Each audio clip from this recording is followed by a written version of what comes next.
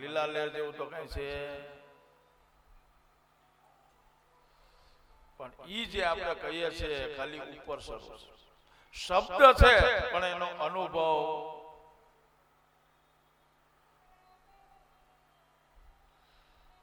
કહેવાની શાંતિ પણ એમાંથી કઈ હોય અશાંતિ. એમ અહીંયા નારદ મુનિએ વ્યાસ મુનિને પૂછ્યું ત્યારે વ્યાસ મુનિએ પોતાના દુઃખની વાત કરી છે. એવા દુઃખના વાતની અંદર શરૂઆતમાં લખ્યું છે એકદા નૈમિષારણ્યે ઋષયા સૌનગાદય પ્રપુચ્છા મુનયા સર્વે શ્રુતમ પૌરાણિકમ ખલો. નૈમિષારણ્યના ક્ષેત્રની અંદર બ્રહ્મસત્ર ભરાણું છે. 88,000 ઋષિ મુનિઓ સાથે મળ્યા છે. આ બધા ઋષિ મુનિઓએ શુદ્ધ પુરાણીનું પૂજન અર્ચન કર્યું, નમસ્કાર કર્યા છે અને બે હાથ જોડી અને વિનય સહિત પૂછેલું છે. પણ વ્યાસ મુનિની જે દુઃખ છે એ દુઃખનું નિવારણ આ કથામાંથી શરૂઆત થાય છે. તો એમાં જે બતાવેલું છે કે નૈમિષારણ્ય નામના ક્ષેત્રની અંદર ઋષિ મુનિઓ છે યજ્ઞ કરે છે. તો આ નૈમિષારણ્ય એટલે શું?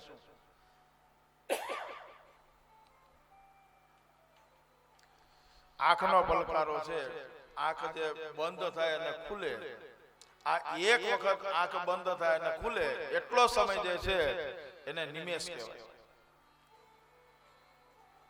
અને એ જ આંખ બંધ થાય અને ખુલે એવું 18 વખત થાય એટલે એને કાષ્ટા કહેવાય.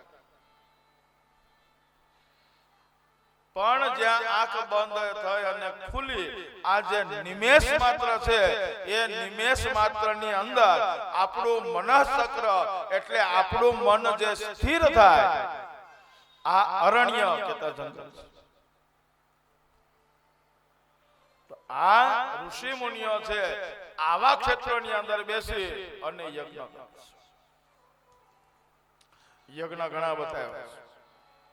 અગ્નિ પેટાવી એની અંદર સ્વાહાકાર કરવો, જવતલ ને ઘી હોમવું, આ પણ યજ્ઞ છે. પછી પાણીના પરબ બંધાવા, વસ્ત્રદાન કરવું, અન્નદાન કરવું, વિદ્યાનું દાન કરવું, આ પણ યજ્ઞ છે. આજે આપણે જે 7 દિવસનો સમૂહ એટલે સપ્તાહ, તો આપણો 7 દિવસનો યજ્ઞ છે. દરરોજનો એક એક યજ્ઞ છે. અને એની તો મહત્તા એટલી બધી બતાવી છે, મહત્વ એટલું બધું બતાવ્યું છે.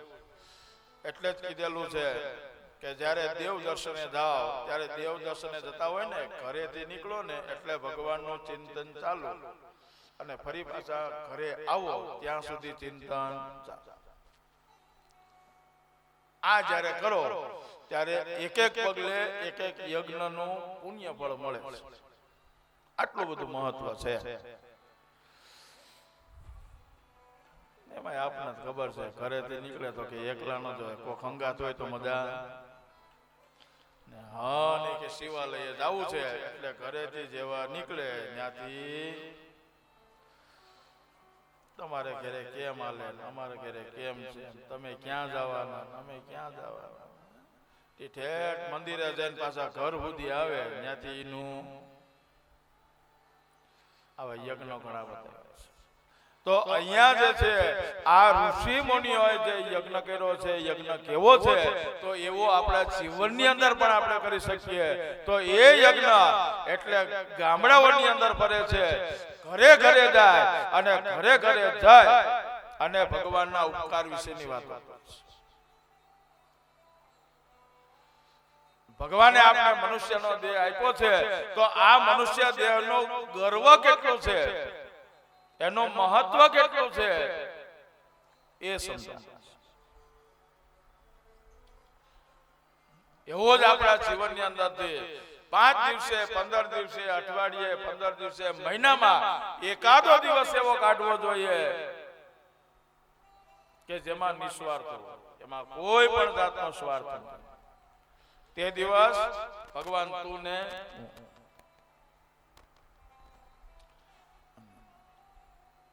આમ જ્યારે જઈએ એક એક ઘરે જાય અને ભગવાનના ઉપકારોને યાદ કરીએ.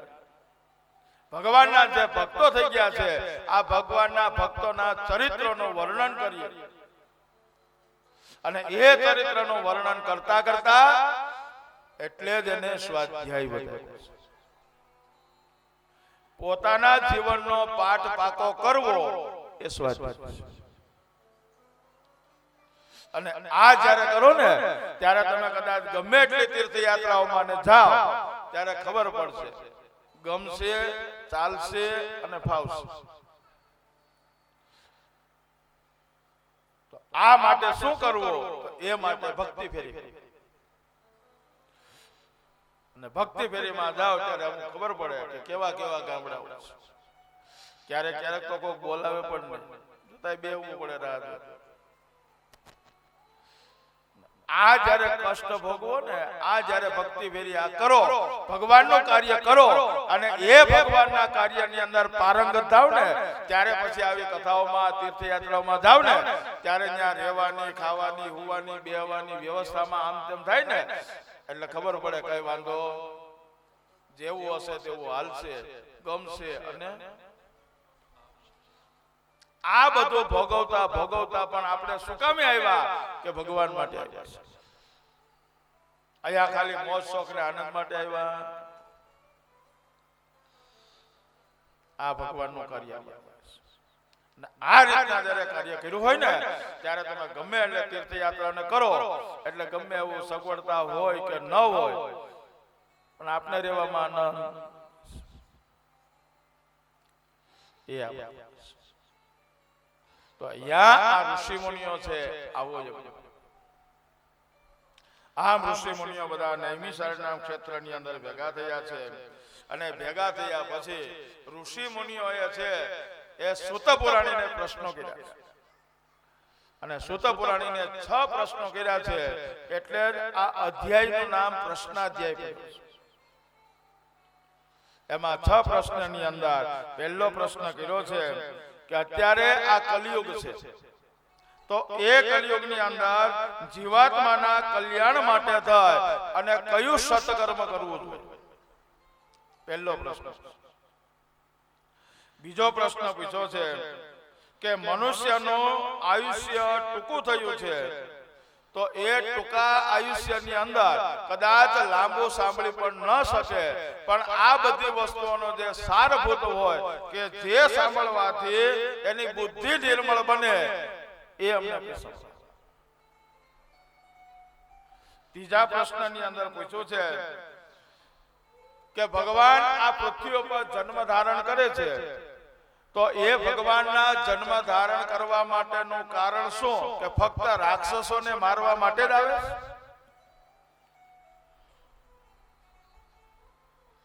ચોથો પ્રશ્ન કરેલો છે કે આ જીવાત્મા જન્મ અને મૃત્યુ, જન્મ થાય એટલે ફરી પાછું મૃત્યુ થાય અને મૃત્યુ થયું છે એનો ફરી પાછો તો આ જન્મ અને મૃત્યુના ચક્કરની અંદર પડે છે અને અંત સમયે જો કદાચ ભગવાનનું સ્મરણ અને ચિંતન કરે તો એને મોક્ષ મળે. પાંચમો પ્રશ્ન પૂછ્યો છે કે ભગવાને આ પૃથ્વીની ઉપર જન્મ ધારણ કરી અને જે કર્મ કર્યા છે, જે લીલાઓ કરી છે, આ લીલાઓનું વર્ણન અમને કઈ સમજાવો.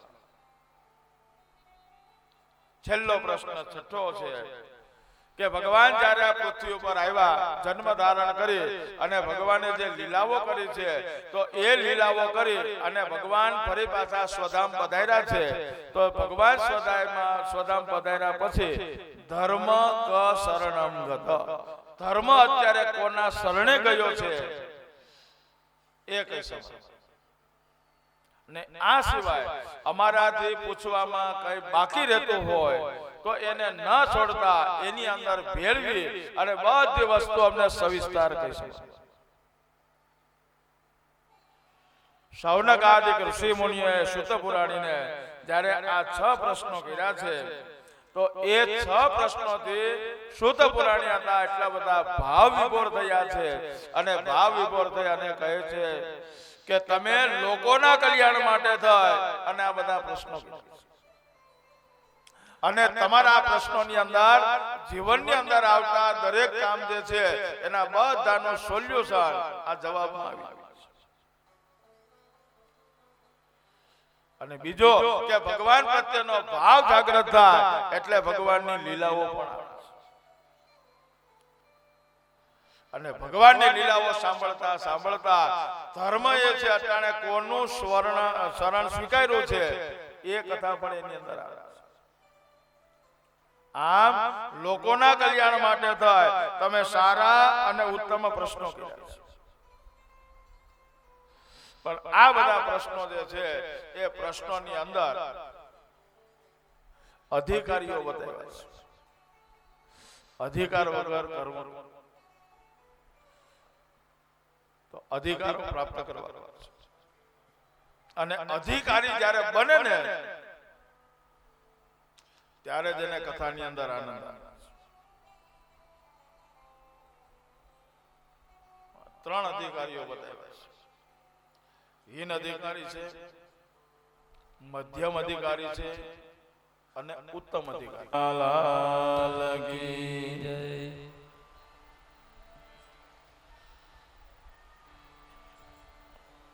ભાગવતમાં 3 પ્રકારના અધિકારીઓ બતાવ્યા છે હીન અધિકારી છે મધ્યમ અધિકારી છે અને ઉત્તમ અધિકારી છે એમાં હીન અધિકારીની અંદર સૂત પુરાણી અને શૌનકાદિક ઋષિ મુનિઓને બતાવ્યા છે મધ્યમ અધિકારીની અંદર નારદજી અને વ્યાસજી બતાવ્યા છે અને ઉત્તમ અધિકારીની અંદર સુખદેવજી મહારાજ અને પરીક્ષિત મહારાજને બતાવ્યા છે તો અહીંયા હીન અધિકારી કહીએ એટલે હીન એટલે આપણે એમ થાય કે હલકું પણ હીન શબ્દનો અર્થ હલકું નહીં પણ અહીંયા સૂત પુરાણી અને શૌનકાદિક ઋષિ મુનિઓને હીન બતાવ્યા એટલે હીનનો અર્થ એવો છે કે ખાલી ભગવાનની કથાઓ કરે અને સાંભળે આ હીન અધિકારી છે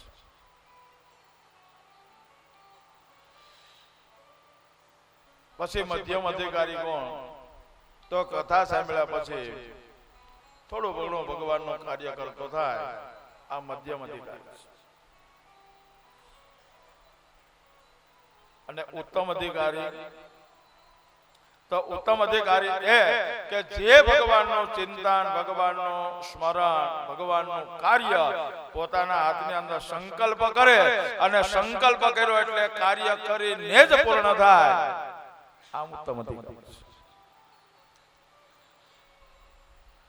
કે જેનો લગાવેની સાથે આ ઉત્તમ અધિકારી એમ આગળ કથા આવશે સુખદેવજી મહારાજનો જ્યારે પ્રવેશ થયો ત્યારે સુખદેવજી મહારાજે પરીક્ષિત મહારાજ જે છે ને એ પરીક્ષિત મહારાજને ડાયરેક્ટ નથી મંડી કથા કહેવા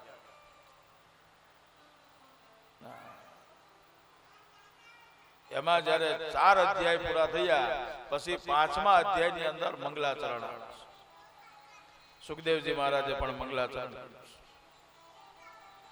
કારણ કે સુખદેવજી મહારાજ છે પેલા વિચાર કરે છે કે આને અધિકાર છે કે નહીં જો અધિકાર હોય તો જ કથા કહેવાય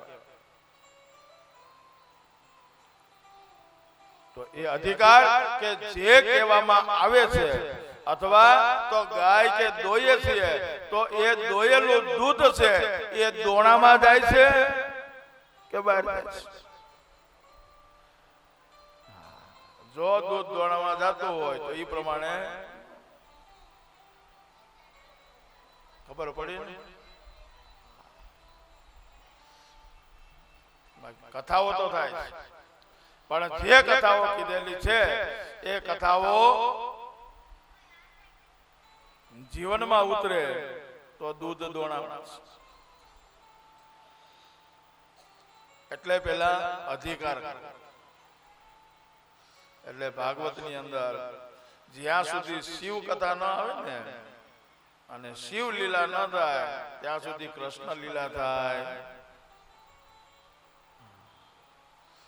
જે કથાઓ જયારે કહેવા માંડીએ એક પછી એક વાર્તા હોય તો કે ગોરબાપા બધી ફેરવીને વાતો કરે છે, પણ જે અમારે સાંભળવું છે તો કારણ કે શિવ કથા ઉદી છે, વૈરાગ્ય છે. આમ કથા આ બધી આવે છે અને એ બધા કથાની અંદર જો આપણું મન લાગે ને અને એ કથામાં જ્યારે આપણું મન સ્થિર થાય ને ત્યારે જ સમજવો કે આપણે પૂરેપૂરા અધિકારી છીએ. પછી ભજન કીર્તન કરી એટલે આનંદમાં આવી જાય ને કથા થાય એટલે મંડે ઝોલા ખાવા, એટલે કથા ના થાય.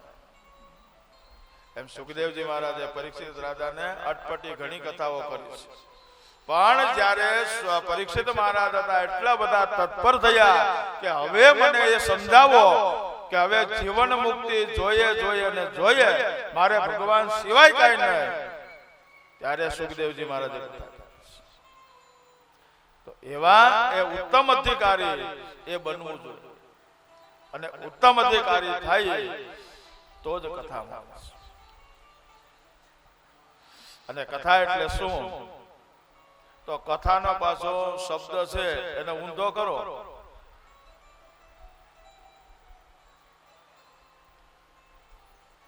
શું થાય?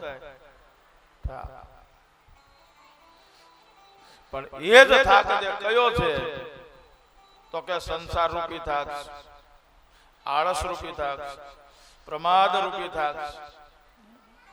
આ બધા થાકને જો દૂર કરો તો કથા. અને એ જે કથા મળેલી છે આપણે તો સભા મંડપમાં બેસીએ, કથા મંડપમાં બેસીએ અને કથા સાંભળીએ, પણ એ કથા મંડપની અંદર બેઠેલા છીએ, કથા સાંભળીએ છીએ, પણ એ કથા જો આપણામાં બેસે તો. બાકી આપણે તો કથામાં બેસીએ પણ કથા આપણામાં બેસવી એમ ઉત્તમ અધિકારી થવું જોઈએ. અને ઉત્તમ અધિકારી થાવ તો જ કથામાં.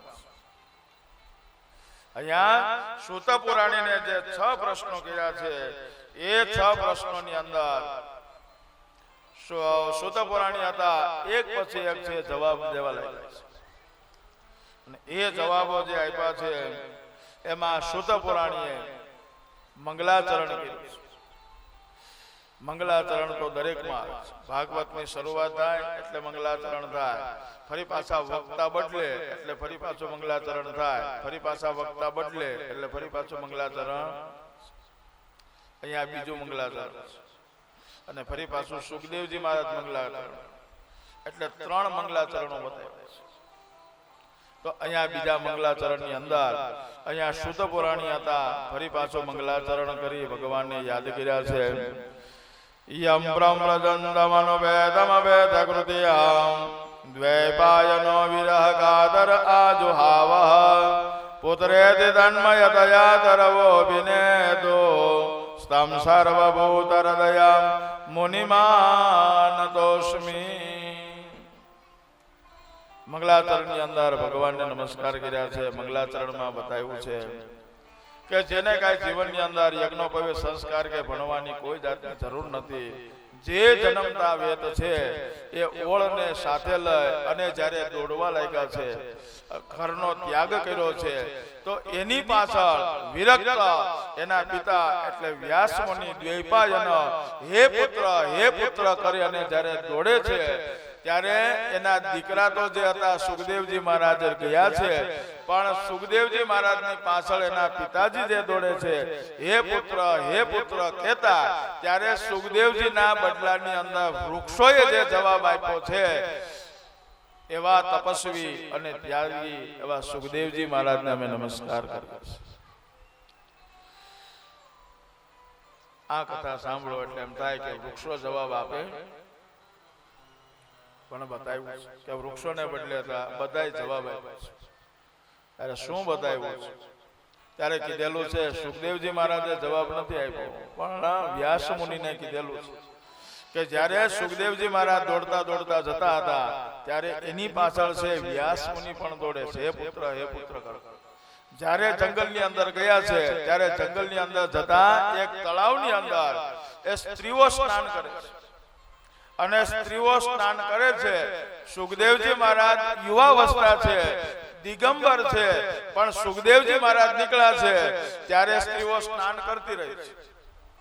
પણ જેવા સુખદેવજી મહારાજ ગયા અને ત્યાર પછી વ્યાસ મુનિ જ્યારે ત્યાં આવ્યા છે એટલે આ સ્ત્રીઓ હતી શર્મા લજ્જિત થઈ છે અને લજ્જિત થાય અને જ્યારે વસ્ત્રો પહેર્યા છે એટલે વ્યાસ મુનિએ કીધેલું છે. વ્યાસ મુનિ કહે છે કે તમે મને જોઈ અને લજ્જિત શા માટે? આટલી મારી મોટી ઉંમર તો મારાથી તમે લજ્જિત થયા, પણ આજે મારો યુવાન દીકરો 16 વર્ષનો હતો, દિગંબર અવસ્થા છે, છતાં આજે મારો દીકરો તમારી આગળથી ગયો ત્યારે તમે લજ્જિત ન થયા અને આટલી મોટી ઉંમરનો આજે હું જેવો તમારી પાસેથી નીકળો એટલે લજ્જિત શા માટે? ત્યારે આ સ્ત્રીઓએ કીધેલું છે કે તમારો દીકરો જે છે વિરક્ત છે, વૈરાગી છે, એ દિગંબર છે, એને કોઈ પણ જાતનું કઈ જ્ઞાન છે, એનું એક જ ધ્યાન ભગવાનને.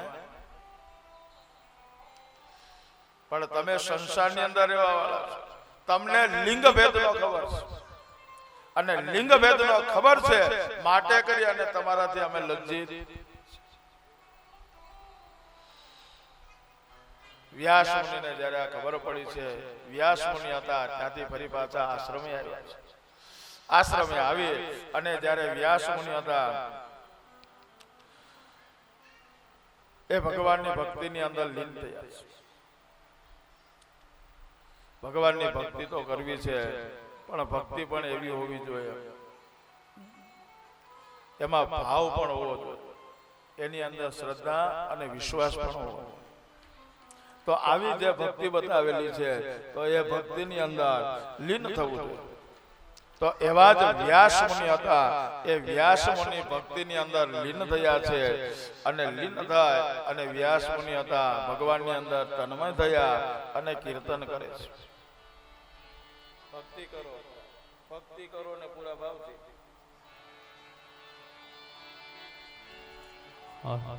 આવી ભક્તિ કરો રે પૂરા ભાવથી રે લોલ ભક્તિ કરો ને પૂરા ભાવથી. ભક્તિ કરો રે પૂરા ભાવથી રે ભક્તિ કરો ને પૂરા ભાવથી રે લો મેલો ને પારકી પંચાયત મારવાલા, મેલો ને પંચાયત મારવાલા. એ આવો અવસર પાછો નહીં મળે રે, એવો આવો અવસર પાછો નહીં મળે રે. આવો અવસર પાછો નહીં મળે રે. આવો અવસર પાછો નહીં મળે રે. સત્સંગ કરો તો સાચા ભાવથી રે, એવો સત્સંગ કરો તો સાચા ભાવથી રે. કરજો અમૃત કેરો પાન મારવાલા, એ કરજો અમૃત કેરા પાન મારવાલા. આવો અવસર પાછો નહીં મળે રે વાલા, આવો અવસર પાછો નહીં મળે. આવો અવસર પાછો નહીં મળે અને માટે જે આપણે તક મળી છે તો ભક્તિ પણ એવી કરી લેવી જોઈએ. તો આવી ભક્તિ વ્યાસ મુનિએ બતાવી અને ભક્તિની સાથે શુદ્ધ પુરાણી હતા સૌનકાદિક ઋષિ મુનિઓને 24 અવતારોની કથા કહી સંભળાવી છે. ભગવાનના જે 24 અવતારો થયા છે તો એ 24 અવતારો એનું સ્મરણ કરવાથી ચિંતન કરવાથી પણ આપણા પાપોનો ક્ષય થાય છે. તો એવા 24 અવતારો ભગવાનના અંશ અવતારો પણ છે અને પૂર્ણ અવતારો પણ બતાવ્યા છે. તો એમાં પહેલો અવતાર છે સનદ કુમારોનો છે, બીજો અવતાર વરાહનો છે, ત્રીજો અવતાર નારદજીનો, ચોથો અવતાર નર અને નારાયણનો છે, પાંચમો અવતાર કપિલ ભગવાન છે, છઠ્ઠા અવતારે દત્તાત્રેય તરીકે આવ્યા, સાતમા અવતારે યજ્ઞ નારાયણ આવ્યા, આઠમા અવતારે વૃષભદેવજી છે, નવમા અવતારની અંદર પૃથુ મહારાજ છે, દસમા અવતારની અંદર મત્સ્ય ભગવાન છે, 11મા અવતારની અંદર કૂર્મ સ્વરૂપે, 12મા અવતારે ધન્વંતરીના સ્વરૂપે આવ્યા, 13મો અવતાર મોહિની છે, 14મો અવતાર ઋષિ ભગવાનનો, 15મો અવતાર વામન તરીકે છે, 16મી અવતારે પરશુરામ છે, 17મો અવતાર ભગવાન વેદ વ્યાસનો છે, 18મા અવતારે શ્રી રામ છે, 19મો અવતાર બલરામનો છે અને 20મો અવતાર શ્રી ભગવાન કૃષ્ણ પરમાત્માનો છે, 21મો અવતાર બુદ્ધનો છે, 22મો અવતાર ધર્મનો છે, 23મો અવતાર મનુ રાજાનો છે અને 24મો અવતાર ભગવાન કલ્કીનો છે. એમાં 23 અવતારો પૂરા થયા છે. અત્યારે જે આપણે રહીએ છીએ એને બુદ્ધ અવતાર કહેવામાં આવે છે. છેલ્લે અવતાર ભગવાન બુદ્ધનો એ બુદ્ધ અવતારની અંદર આપણે રહીએ છીએ અને કલ્કી અવતાર હજી કલિયુગમાં આગળ થવાનો છે. તો આવા ભગવાનના 24 અવતારો હતા. એ શુદ્ધ પુરાણીએ સૌનકાદિક ઋષિ મુનિઓને કહી શકાય છે. અને ભગવાને આમાંથી આ 24 અવતારોમાંથી અંશાવતારો પણ છે, પ્રાગટ્ય સ્વરૂપ પણ છે અને ભગવાન પૂર્ણ પુરુષોત્તમ તરીકે પણ આવ્યા છે. એવા પૂર્ણ પુરુષોત્તમ એટલે 2 અવતારો બતાવ્યા, રામ અને કૃષ્ણ. ભગવાન રામ તરીકે આવ્યા છે એટલે એમાં મર્યાદા બતાવે છે. ભગવાન કૃષ્ણ પરમાત્મા આવ્યા છે કૃષ્ણ સ્વરૂપે, એમાં પુષ્ટિ પુરુષોત્તમ બતાવ્યા છે. એમાં બધી ભગવાનની લીલાઓ છે. રામ અવતારની અંદર જીવન કેવું જીવવું એ આખી રામાયણ બતાવે છે. એટલે રામ જેવું જીવન જીવા છે એવું જીવવું જોઈએ.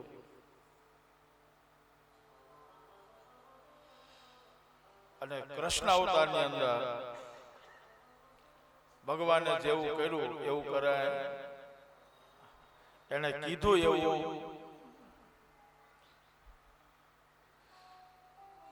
એટલે આવા રામ અને કૃષ્ણ આ 2 અવતારો. આવા 24 અવતારો જે છે એ કઈ સંભળાવ્યા છે. પણ શ્રીમદ ભાગવત જે છે ક્યારે અને કેવી રીતના થયું એ જે સૌનકાદિક ઋષિ મુનિએ પ્રશ્ન કર્યો હતો તો એના વર્ણનની અંદર શુદ્ધ પુરાણી હતા કહેવા લાગ્યા છે કે જ્યારે ગંગા નદીના સરસ્વતી નદીના કિનારા ઉપર વ્યાસ મુનિ છે એ વ્યાસ મુનિ જ્યારે આમ ચિંતાતુર થઈ અને બેઠા હતા ત્યારે નારદજી આવ્યા છે અને નારદજીએ આવી અને પૂછ્યું કે તમે આત્મા સહિત પ્રસન્ન છો? ત્યારે વ્યાસ મુનિએ કીધેલું છે કે આ બધી વસ્તુની રચના કરી છે, પણ રચના કરવા છતાં પણ હજી શું ખૂટે છે કે મને આનંદ આવતો નથી. આટલી મહેનત કરવા છતાં પણ આનંદ આવતો નથી. તો આ આનંદ આવે એ માટે મારે શું કરવું? ત્યારે નારદજી હતા વ્યાસ મુનિને કહી સંભળાવ્યું. વ્યાસ મુનિને કહે છે કે આ તમે બધી વસ્તુઓનું જે નિર્માણ કર્યું છે તો એ નિર્માણ તત્વજ્ઞાન છે, એ બીજા માટે પણ તમે તમારા માટે નથી કર્યું. બીજું કે તમે આ બધી વસ્તુઓ જે નિર્માણ કરી છે તો એમાંથી ભગવાન પ્રત્યેનો ભાવ જાગૃત થાય કે ભગવાનનું નામ સાંભળતા આનંદ આવે અને ભગવાનના કાર્યની અંદર કૂદવા લાગે.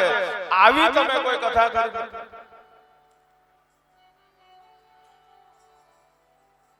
અને તમે જ્યારે આ કથા કરશો તો એ કથા કરવાથી તમને આનંદ પણ આવશે અને ભગવાનનું ચિંતન અને મનન કરતા કરતા કૂદવા લાગશો.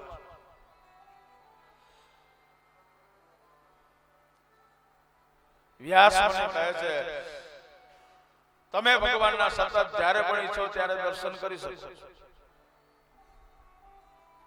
ત્યારે નારદજી કહે છે કે એ ભગવાનના દર્શન કરવા માટે થાય અને તમે એવી રચના કરો કે જેથી કરી અને ભગવાનનું ચિંતન પણ થાય, આનંદ પણ થાય અને ભગવાનનું નામ સાંભળતા કદાચ નાનો માણસ અથવા તો મોટો, નાનું બાળક જે નાચતું હોય ને તો એ સારું લાગે, પણ 70 વર્ષના જયારે નાચતા હોય ત્યારે આવા સત્સંગોની અંદર નાચતા હોય ને ત્યારે એ આનંદ. બાકી એમને એમ નાચતા હોય તો પણ એ આ જયારે ભગવાનને આવી સત્સંગો થતા હોય ને ત્યારે સત્સંગો થતા હોય ત્યારે પણ જોજો 60 વર્ષના 70 વર્ષના 80 વર્ષના બાપા હોય, માડી હોય ને તો નાચવા. તો આટલી મોટી ઉંમરના પણ ભગવાનનું ચિંતન અને મનન કરતા કરતા નાચવા લાગે. ભગવાનના ભક્તો છે એટલા બધા તન્મય થઈ જાય કે પોતાના દેહનું પણ ભાન રહેતું. માટે તમે આ બધી વસ્તુઓ લો તો એના માટે સંતોષ માટે થાય. અને નારદજીએ પુરાતની ઇતિહાસ એટલે પોતાનો આગલો જન્મ કહી શકાય. નારદજી કહે છે કે આગલા જન્મની અંદર હું એક દાસી પુત્ર હતો. મારી માં છે એ ઘરે ઘરના કામ કરતો અને અમારો જીવન નિર્વાહ. મારા જન્મતાની સાથે મારા પિતાજી મૃત્યુ પામ્યા છે. ગરીબ પરિસ્થિતિ છે. માં ઘરના શ્રીમંતોના ઘરના કામ કરે, એમાંથી જે કઈ મળે એમાંથી અમારું જીવન નિર્વાહ.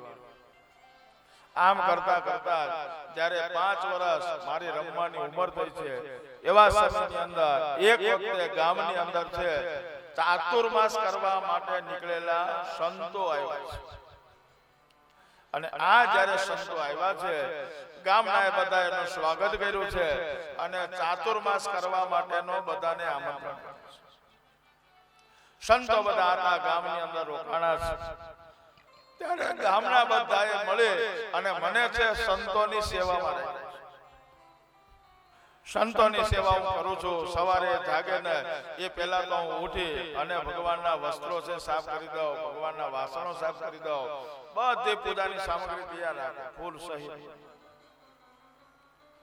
જ્યારે સંતો સેવા કરવા માટે બેસે ત્યારે હું પણ એક બાજુ બેઠો બેઠો ભગવાનના દર્શન કરતો જાઉં અને જે સેવા છે આ સેવાના દર્શન કરતો. સાંજના સમયે જ્યારે બધાને ગામનાને ભેગા કરીને સત્સંગો થાય છે ત્યારે હું પણ ગામનાની સાથે બેસતો અને સંતો જે પ્રવચનો કરતા આ પ્રવચનો સાંભળતો.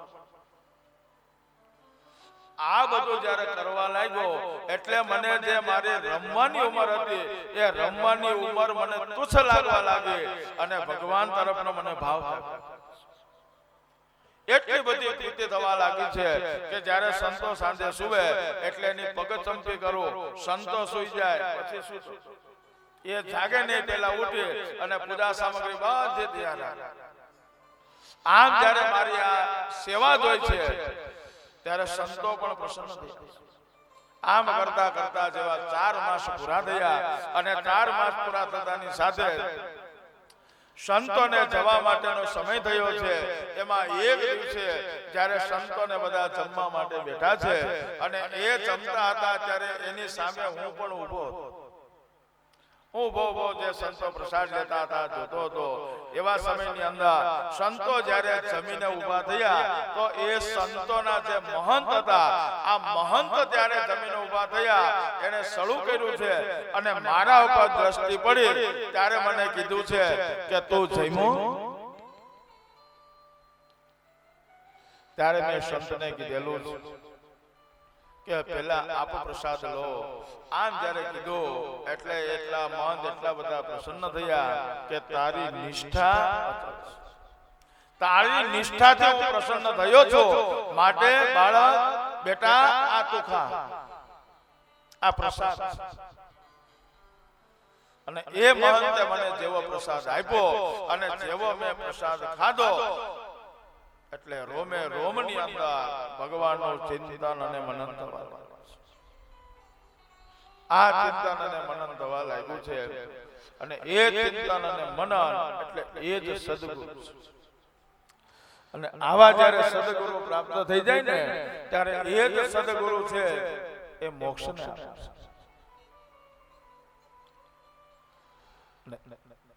એ પ્રસાદથી ભગવાન પ્રત્યેનો ભાવ જાગૃત થયો, ભક્તિ જાગૃત થઈ. અને ભગવાન પ્રત્યેની ભક્તિ જાગરનાર હોય તો એ સદગુરુ છે. અને સદગુરુના શરણમાં જાઓ, ગુરુને ગોતવા ન પડે. શિષ્ય જો પાત્ર લાયક હોય તો ગુરુ આવીને ગુરુને ગોતવા ન જવાનું. અહીંયા ગુરુનું માધ્યમ બતાવ્યું. અહીંયા જે છે નારદ મુનિ કહે છે કે ગુરુ ગોતવા ગયા નથી, પણ ગુરુએ શિષ્યને ગોતી લીધો.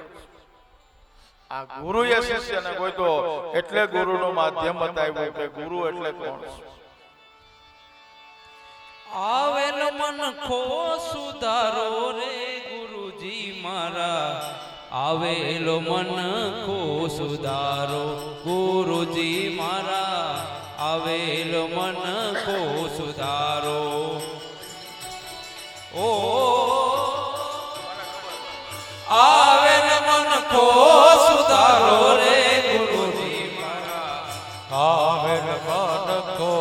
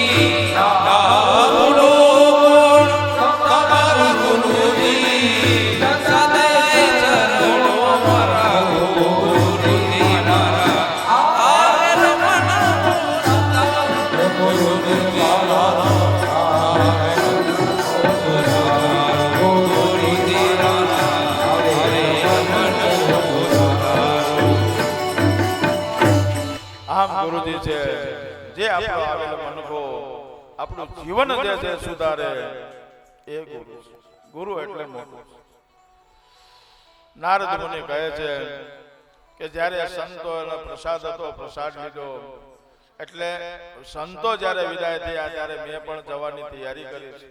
ત્યારે સંતે મને કીધેલું છે કે તારી માને તારા સિવાય બીજો કોઈ આધાર નથી. તારા પિતાના મૃત્યુ પછી તારી માને તારો જ આધાર છે. માટે કરી અત્યારે તું જો કદાચ તમારી સાથે આવીશ ને તો પણ તારું ભગવાનમાં મન નહીં લાગે.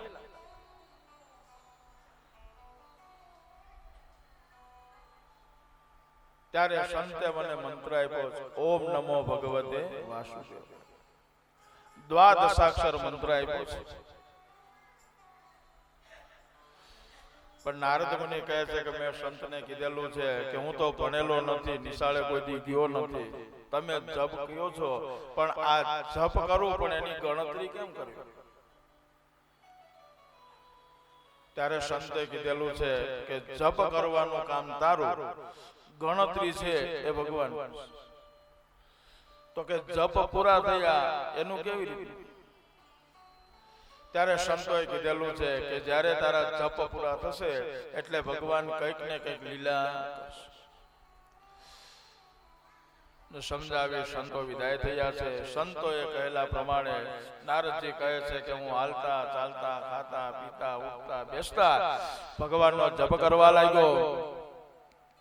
ઓમ નમો ભગવતે વાસુદેવાય, ઓમ નમો ભગવતે વાસુદેવાય, વાસુદેવાય હરિ વાસુદેવાય, વાસુદેવાય હરિ વાસુદેવાય. ઓમ નમો ભગવતે વાસુદેવાય, ઓમ નમો ભગવતે વાસુદેવાય, ઓમ નમો ભગવતે વાસુદેવાય, ઓમ નમો ભગવતે છે કે હું જપ કરવા લાગ્યો. જ્યારે જપ પૂરા થયા 36,000 જપ પૂરા થયા અને ભગવાનની કૃપા થઈ છે. એક દિવસ સવારના પોરમાં બ્રહ્મ મુહૂર્તની અંદર મારી માં હતી ગાય ધોવા માટે ગયા અને જેવા ગાય ધોવા માટે ગયા ત્યારે એને ન ખબર પડતા સર્પદંશ થયો અને માનું મૃત્યુ થયું છે. જ્યારે માનું મૃત્યુ થયું મને સમાચાર મળ્યા એટલે સંતોના જે શબ્દો હતા મને યાદ આવ્યા કે ભગવાને કંઈક લીલા કરી છે અને મારા જપ આ શબ્દ ને આવું થાય તો એમાં પણ ભગવાનની કૃપા માને છે. એકનાથ હતા, આ એકનાથ એના પત્ની હતા ને બહુ કર્કશ હતા.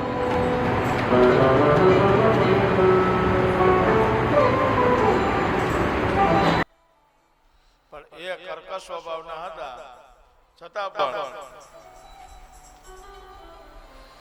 જ્યારે શેરડીનો રાડો લઈને ભારો લઈને આવતા હતા ત્યારે એના આ પત્ની છે એ ઊભા છે અને ઊભા જોવે છે. ત્યારે આ સંત હતા શેરડીનો ભારો લઈને આવતા જેટલા છોકરાઓ રસ્તામાં મળે એને બધાને એક એક હાંઠો આપતા હતા. એના પત્ની ઊભા જોવે અને મનોમન એટલા બધા ક્રોધ કરે કે આ ઘેરે બાળકો શેરડી વગર ના રહે અને આ શેરડી આપી દે.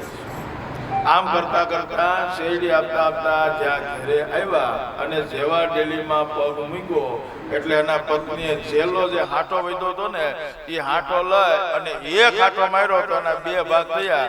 તો પણ આ સંત હસતા હસતા કહે મને ખબર હતી તું એકલી ખાવાની.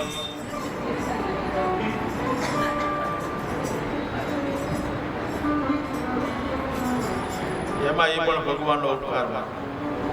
અને નરસિંહ મહેતાના પત્ની મૃત્યુભાઈમાં ગાય વાતની ભાગી જંજા સુખે બસુ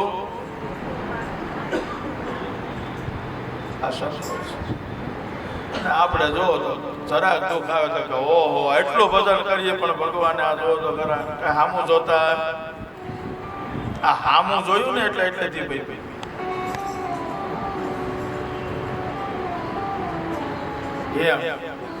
અહીંયા પણ બતાવે કે આવી જ ભગવાનની કૃપા છે. અને નારદ મુનિએ કીધેલું છે કે ત્યાર પછી તો હું એટલો બધો જપની અંદર તલ્લીન થઈ ગયો. માતાની જે શ્રાદ્ધ ક્રિયાઓ હતી પૂર્ણ કરી અને ત્યાર પછી તમે ઘરનો પણ ત્યાગ કર્યો. વનની અંદર જઈ ભગવાનનું તપ ભજન કરવા લાગ્યો, કીર્તન કરવા લાગ્યો. આમ કરતા કરતા એક વખતે મને એટલી બધી ભગવાનની અંદર તાત્પર્યતા લાગી ગઈ. એક ઝાડ નીચે આવી અને ભગવાનનું ભજન કીર્તનમાં લીન થયો છું અને ભજન કરતા કરતા એકાગ્રતા થઈ અને એકાગ્રતા થતાની સાથે જ મારા હૃદયની અંદર ચતુર્ભુજ સ્વરૂપ દેખાણું. હજી હું જ્યાં વિચાર કરું ત્યાં ચતુર્ભુજ ઝાંખી દ્રશ્ય થાય. મારી આંખ ખુલી ગઈ અને ત્યાર પછી તો ભગવાનને ચારે દિશાઓની અંદર દર્શન જોવા લાગ્યો. ભગવાન ક્યાંય દેખાણા નહીં. ઘણી સમાધિ લગાવવાનો પ્રયત્ન કર્યો છતાં પણ સમાધિ લાગી નહીં. પણ ત્યારે હું એક નાનું બાળક જેમ રડે એમ ભોગ મૂકીને રડવા લાગ્યો. ત્યારે આકાશવાણી થઈ દીકરા હવે આ જન્મની અંદર મારી ક્યારેય ચાચી થશે નહીં પણ આગલા જન્મની અંદર તું જ્યારે પણ ઈચ્છે ત્યારે તારા દર્શન. નારદજીને આકાશવાણી આ કીધેલું છે. બાકીનું જે આયુષ્ય હતું પૂર્ણ કર્યું અને એ જ નારદજી ફરી પાછી સૃષ્ટિનું સર્જન થયું. ત્યારે બ્રહ્માજીના ખોળામાંથી પ્રાગટ્ય થયું અને પ્રાગટ્ય થયા પછી એ જ નારદ મુનિ છે. હવે ગમે ત્યારે ભગવાનના દર્શન કરવાની ઈચ્છા કરે ત્યારે નારદ મુનિ 14 ભવનની અંદર ફરે છે. વીણા હાથમાં છે, કરતાલો છે અને કરતાલો લઈ અને ભગવાનનું ચિંતન કરતા જાય. ઓમ નમો ભગવતે વાસુદેવાય. ઓમ નમો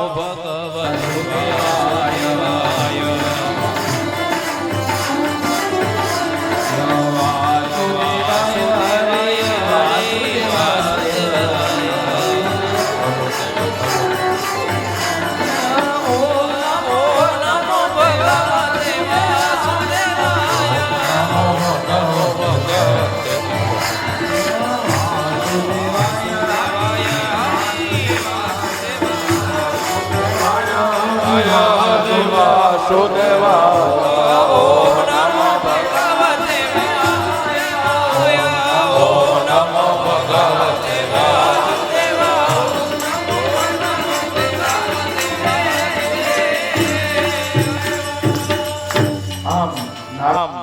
નારદ મુનિ હતા ચવેદ ભુવનની અંદર ફરે છે, ભગવાનનું સંકીર્તન કરે છે, ઈચ્છા પડે ત્યારે ભગવાનના દર્શન કરે છે. અને વ્યાસ મુનિને જ્યારે આ કથા કીધી છે ત્યારે ભગવાનનું સંકીર્તન એ શ્રેષ્ઠ અને ઉત્તમ છે. તો નારદ મુનિ ફરી પાછા 3 વાગ્યા સુધી ભલે સંકીર્તન કરે, ભગવાનનું ભજન કરે. ત્યાં સુધી આપણે અહીંયા કથાને વિરામ આપીએ. ફરી પાછા બપોરના 3 કલાક સમય ન બગડે, વહેલા આવી જવા. 2:30 વાગે આવી અને કદાચ અડધો કલાક અહીંયા બેસીને ભજન કીર્તન કરવા, પણ 2:30 વાગે આવી જજો એટલે 3 વાગે આપણી કથા ચાલુ થઈ જ જશે. એટલે ટાઈમસર કથા પાછી પૂરી. તો આવો ભગવાનના જે આપણે કથાને વિરામ આપીએ. ફરી પાછું બીજું સત્ર છે બપોરે 3 વાગે મળી અને કથાને આપણે આગળ વધારશું. બોલો કૃષ્ણ કનૈયા લાલ કી જય, ગોવર્ધન નાથ કી, ગિરિરાજ ધરણ કી જય, શ્યામ સુંદર શ્રી યમુને મહારાણી કી જય, વલ્લભાધીશ કી જય, ગંગે